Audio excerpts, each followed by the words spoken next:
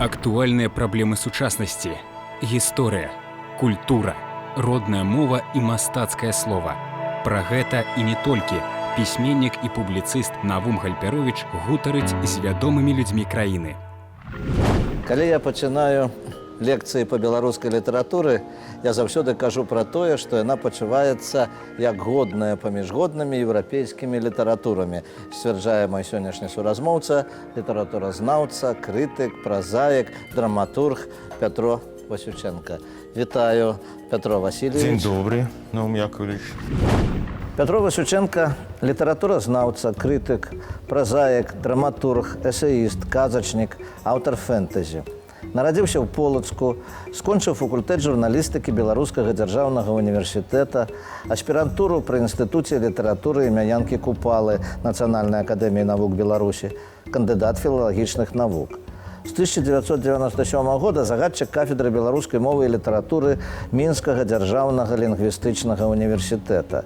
Пятро Васюченко – аўтар шэрагу навуковых манаграфій, падручнікаў і дапаможнікаў, зборнікаў прозы, паэзіі, драматургіі, фэнтэзі, больш чым 200 літаратуразнаўчых артыкулаў, рэцэнзій, эсэ.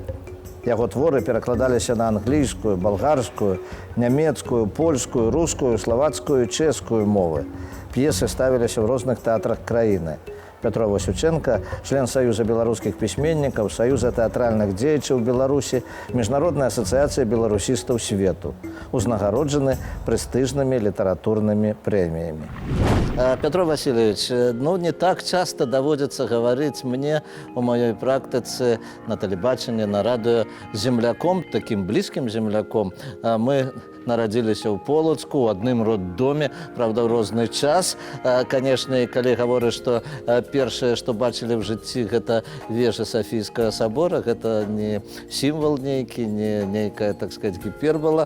Ты пісаў: «Полацкі менталітэт абяцае стаць адным з найбольш прыкметных феноменаў на тле культурнага жыцця. Не можна нарадзіцца ў Полацку, хадзіць па ягоным асфальце, бруку і гліне, не адчуўшы пад нагамі таямніцу». Вось для мяне гэта, так сказаць, вядома, канешне, я магу далучыцца да гэтых слоў, але ўсё-такі разуменне, паняцце, што такое полацкі менталітэт, як вызначыў гэта Пятро Васюченко. І народны паэт Беларусі Рыгор Іванович Барадулін, таксама, які напісаў аднайменны верш. Ёсць полацкі менталітэт, ён напісаў. Ёсць ён, безумоўна. У чым ён выражаецца? Я б сказаў бы так. У многім это ўлавіў менталітэт Ян Баршчэўскі, калі паказаў характар крывіча, паўночная беларуса. Расонскі раён, вёска Мурагі. Раён Нешчарда, Мурагі, дзе мы былі калісьці.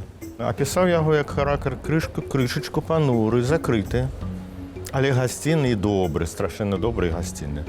Вось такі характар. Потым ён таямнічы. Недарэмна, так сказаць, ёсць паняцце лабірынтавая свядомасць. Недарэмна ў нас пад нагамі ў Полацку знаходзіўся гэты самы полацкі лабірынт, які шукалі ўсе. Можа быць, таямніца гэта з аднаго боку добра, таму што таямніцы яны заўсёды хочацца іх адкрываць, хочацца верыць у нейкія цуды.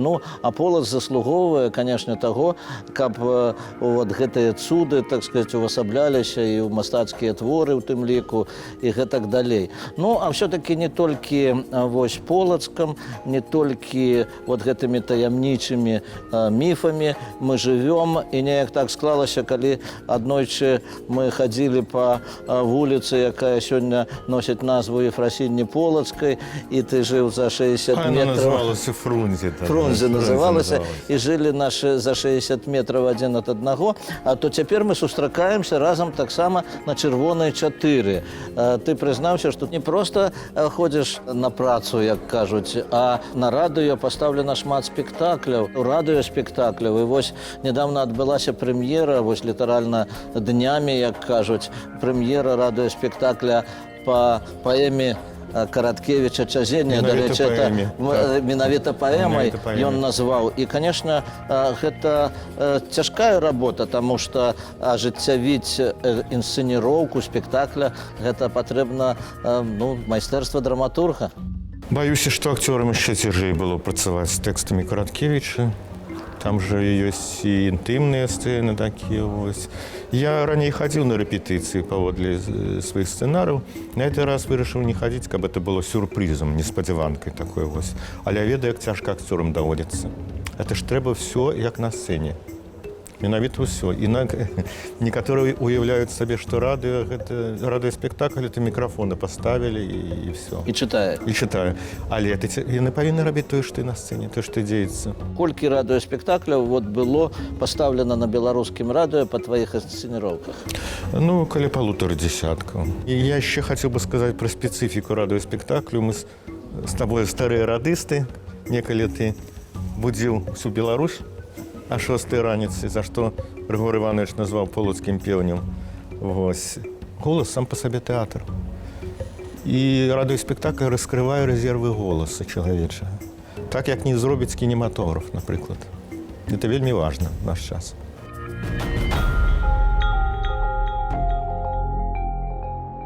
Ну што ж, Пятро Васюченко не толькі аўтар інсцэніровак для радыёспектакляў, ён аўтар многіх гэтых кніжак, і увогуле пра літаратуру можна гаварыць з Пятром Васильевичем бясконца.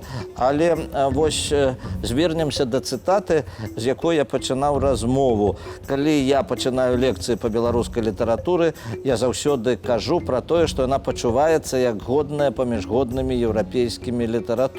Што маецца на ўвазе? Ну, яшчэ я пачынаю лекцыю з таго, што кажу, беларуская літаратура развівалася паводле агульнаеўрапейскай парадыгмы. Яна прыйшла практычна праз усе культурныя стадыі, якія ў ёй былі. Сярэднявечча было ранняе, позняе, рэнесанс, барока, романтызм вельмі развіты быў. Сёння я магу казаць, што спраўдзілася мара Богдановича Максіма. Некалі Максім Кніжнік марыў пра тое, што беларуская літаратура пішацца ў кантэкст сусветны. І сёння, калі мы маем такіх майстроў, як Васіль Быкаў, скажем, альбо Владзімир Караткевіч, якога сёння згадалі, можна сказаць, што наша літаратура годна пісалася ў сусветны кантэкст. Маем, зрэшты, свайго нобелеўскага лаўрэата таксама. Ну так, гэта таксама гаворыць пра тое, што сапраўды гэта не нейкая рэгіянальная, не нейкая такая літаратура, скажем, якая не мае вось такога шырокага выхаду на свет. Ну і, канешне, можна многа гаварыць пра нашу літаратуру, але яшчэ Пятро Васюченко адзін з аўтараў, любімых аўтараў нашых дзетак. Вось недавно ў кнігарнях з'явіўся роман «Казка дзівоснае лета» паноў Кубліцкага ды Заблоцкага. А вось дзіцячая літаратура, зноў жа выраз Пятра Васюченкі, павінна мадэрнізавацца, у нас павінен з'явіцца свой нацыянальны казачны герой. Вось ёсць жа Гаррі Поттер, ёсць іншыя, там Том Сойер, Гекльберы Фін. А вось які беларускія героі? Вось я прыдумаў сваіх паноў Кубліцка ды Заблоцкі. Яшчэ там дзеўка-дрыпа ёсць яшчэ. Так. Як жа без жанчыны. Калі я пачынаў пісаць дзіцячую літаратуру, я кіраваўся вось гэтым самым. Мне чагосьці, хаця я шмат чытаў у дзяцінстве, чагосьці не хапала. Не хапала мумітроляў нашых, не хапала Карлсона, Наска толькі. Вось таму і прыдумаліся гэтыя героі. Ну і я думаю, што іншыя калегі, якія працуюць у жанры фэнтэзі, цяпер модна так казаць. Разумееш, раней казалі казка, а цяпер фэнтэзі кажуць. Раней казалі дакументальны твор, а цяпер нон-фікшн кажуць. Дык вось у гэтым самым жанры фэнтэзійным плённа працуюць іншыя мае калегі таксама. Прыкладам, Алена Масла, Раіса Андрэевна Баравікова ды іншыя. Дзіцячая літаратура і тое, што пішуць нашы сённяшнія сучасныя аўтары для дзетак на беларускай мове, гэта, канешне, вельмі важна, і наш сапраўды нацыянальны казачны герой, гэта таксама пошук яго ідзе, не толькі паны Кубліцкі і Заблоцкі, але, думаю, і новыя з'явяцца нейкія такія нацыянальныя брэнды, скажам, такія для дзетак, гэта вельмі важна.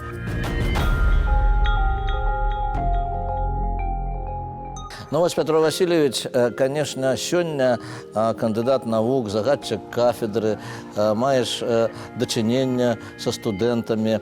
А вось у тваіх творах, ранніх асабліва творах, вельмі многа са студэнцкага жыцця. Як вот гэты шлях ад студэнта да выкладчыка і што на гэтым шляху, якія сустракаліся яркія, цікавыя моманты, якія можна сёння гаварыць як вот нейкія этапы жыццёвыя і творчыя. Все мы некалі прайшлі праз это. Прошли праз філфакі, журфакі і так далей. Все былі студэнтамі, і я сам напісаў вот этой кнігі пра студэнцтва і для студэнцтва.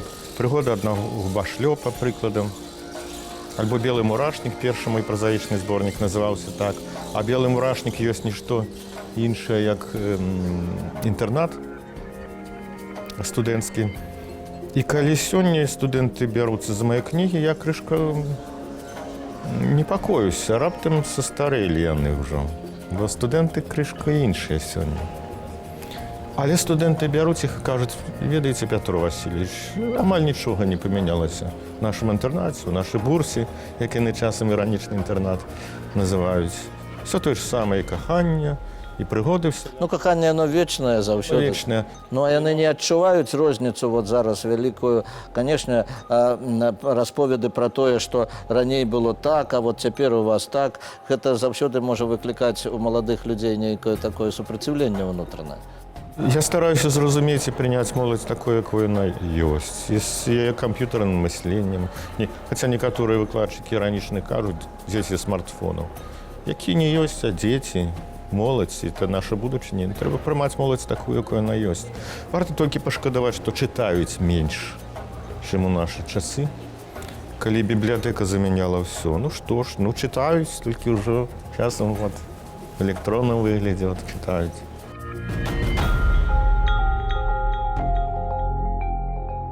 Для кожнага нашага ўдзельніка прыдумалі 5 такіх аднолькавых пытанняў.